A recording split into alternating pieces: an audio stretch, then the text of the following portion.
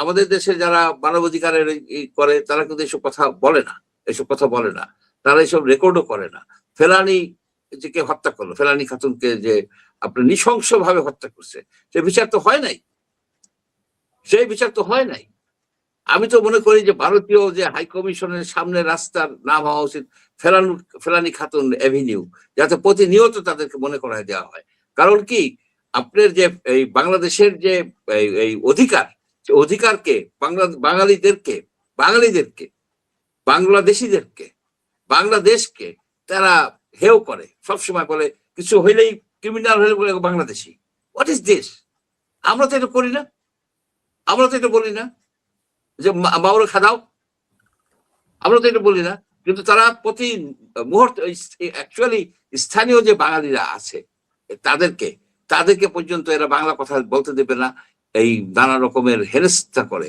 সুতরাং বাঙালি কালচার, বাংলা ভাষা, বাঙালি সংস্কৃতি আজ এই মারোয়ারিদের আগ্রাসনের মুখে, এই বাংলাদেশ হচ্ছে বাঙালিদের গার্জিয়ান রাষ্ট্র। সুতরাং আমাদের দায়িত্ব আছে যে বাংলা কালচারকে রক্ষা করা, বাংলা ভাষাকে রক্ষা করা। পশ্চিম বাংলায় এই যে বাংলা ভাষা উঠাই দিচ্ছে, বলতে গেলে উঠাই দিচ্ছে, আমরা হিন্দি ঠিন্দি বলে ওরা। আর অনেকগুলি তো আছে ভোজপুরি, মারোয়ারি, ঠারোয়ারি, ওরা তো ওইখানে এরা এখন রাজনীতিতে ঢুকে পড়ছে। এই আমাদের উচিত হবে যে বাংলা ভাষাকে যাতে তারা বাংলাটা রক্ষা করতে পারে, কালচারটা রক্ষা করতে পারে, সেই জন্য তাদেরকে সাপোর্ট দেয়া। এই না যে ওই পশ্চিম বাংলার বাঙালিদেরকে আমরা দূরে সরিয়ে দেব এই শুভেন্দু অধিকারীর জন্য। শুভেন্দু অধিকারী তো পাঁচাটা কুকুর।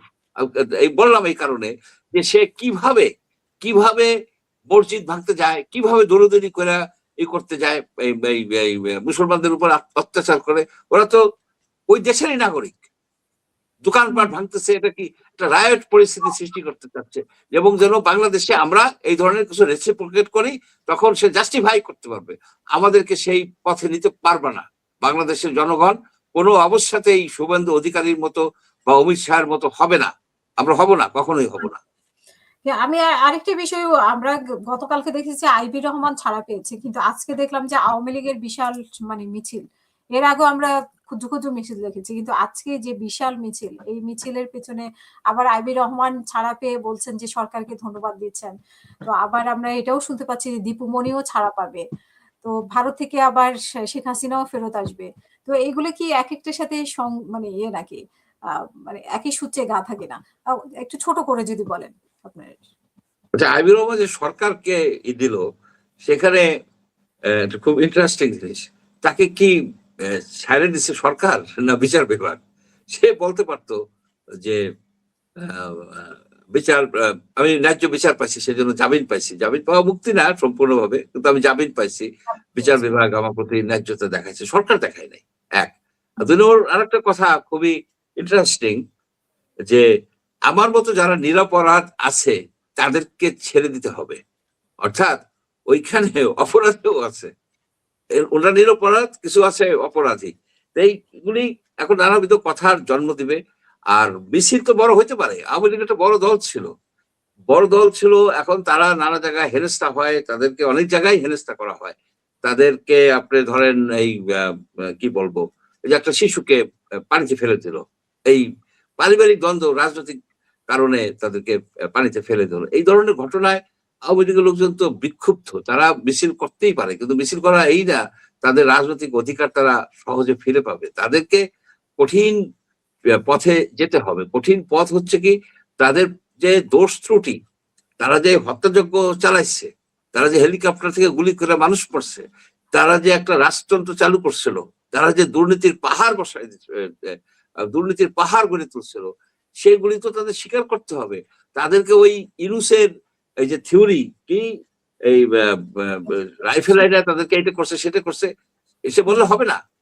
আপনার আওয়ামী লীগের যে অপরাধ ছিল না, ডেফিনেটলি অপরাধ ছিল, সেই অপরাধকে তারা অ্যানালাইসিস করছে, তারা স্বীকার করছে যে তাদের সময় শিশুরা মারা যায় নাই, নারীরা মারা যায় নাই, তাদের সময় কি আপনার অন্যায় অবিচার হয় নাই, গুম হয় নাই, তাদের এই ওসি প্রদীপ এর মতো লোক ছিল না, তাদের নারায়ণগঞ্জের 7 হত্যাকাণ্ড হইলো, আপনার যে কমিশনার আকরামকে যেভাবে হত্যা করা হলো, খুন করা হলো, বাক স্বাধীনতা করা একেবারে বন্ধ করে দেওয়া হলো, ক্ষুণ্ণ করা হচ্ছে। ক্ষুণ্ণ কি, একটা সময় তো বাক স্বাধীনতা ছিল না।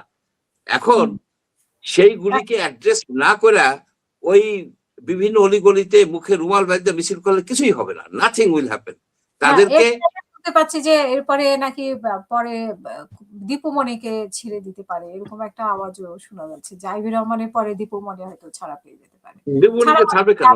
দীপুমণি যেভাবে চুরি করছে দেখেন, যদি আপনি দীপুমণিকে ছেড়ে দেন তাহলে অনেক আসামি আছে, আমি জানি আওয়ামী লীগের ভিতরে অনেক আসামি আছে, তাদেরকে ছেড়ে দেন আগে।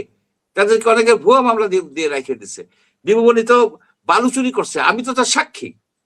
আমি তো সেটা সাক্ষী কি, আমি জাতীয় নদী রক্ষা কমিশনের চেয়ারম্যান ছিলাম, আমি নিজে দেখছি, নিজে তদন্ত করছি, আমি এখানে গেছি চাঁদপুরে।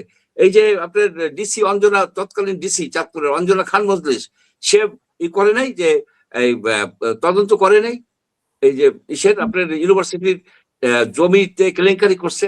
দীপুমণি একটা টেরর ছিল, একটা দুর্নীতিবাজ মহিলা ছিল, সে শিক্ষা ব্যবস্থাকে ধ্বংস করছে, সে জাতির সামনে একটা ঘষেকে বেগম হিসেবে আবির্ভূত হয়েছে। তাকে ছেড়ে দেওয়া মানে হচ্ছে কি এই সরকার কি করতে চাচ্ছে আমি জানি না।